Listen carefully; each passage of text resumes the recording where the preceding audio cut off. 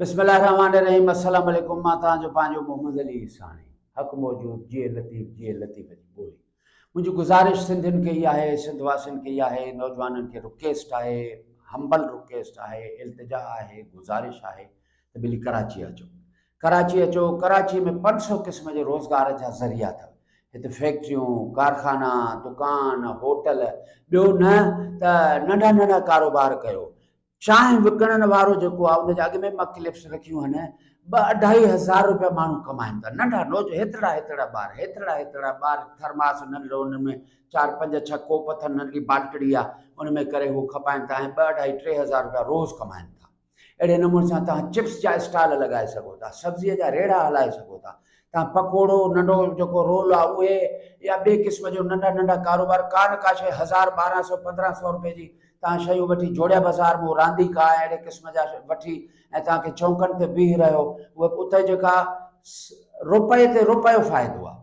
50 रुपए जी शइ आहे, 100-150 रुपए में तव्हां चौक ते विकिणी सघो था। उनमें नंढा टिशू पेपर आहिनि, उनमें रूम स्प्रे आहिनि, उनमें बॉडी स्प्रे आहिनि, उनमें पेनियूं आहिनि, उनमें मास्क आहिनि, उनमें चश्मा आहिनि, उनमें पेनियूं आहिनि। नंढा नंढा कारोबार करे तव्हां चौकनि ते बीह सघो था, सिग्नल्स ते बि इहो कमु करे सघो था।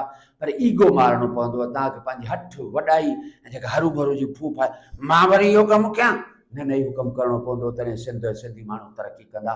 कराची दुबई अथव। सिंधी माण्हू खां अलावा कराची ॿियनि जे लाइ दुबई आहे। तव्हां हीअ दुबई अथव, हिते एॾा मोकिया अथव, हिते जाम पैसो अथव। ऐं ॿियो इहो आहे त हिनखे क़ौमी काज़ सम्झी हिक ॿिए जी मदद कयो। मां ख़ासि करे पुलिस वारनि खे, SHO साहिबान खे, जेके कराचीअ में SHO साहिबान आहे, उहे स्पेशल इंस्ट्रक्शन्स पंहिंजे स्टाफ ऐं पुलिस वारनि खे ॾियनि। ख़ासि करे उन्हनि सिंधी सिपाहियुनि खे ऐं सिंधी पुलिस वारनि खे हथ ॿधी रिक्वेस्ट आहे, मुंहिंजी अर्ज़ु आहे त सिंधियुनि खे तंग न कयो ऐं सिंधियुनि जे लाइ भरजला थियो, सिंधियुनि जे लाइ सहूलियतूं पैदा करो, सिंधियुनि जे लाइ फैसिलिटेट थियो, उन्हनि खे रोज़गार करणु ॾियो। के त ॾाढा सुठा सुरीला सिंधी आहिनि, सिंधी पुलिस वारा आहिनि, अमलदार आहिनि, ॿियनि इदारनि वारा।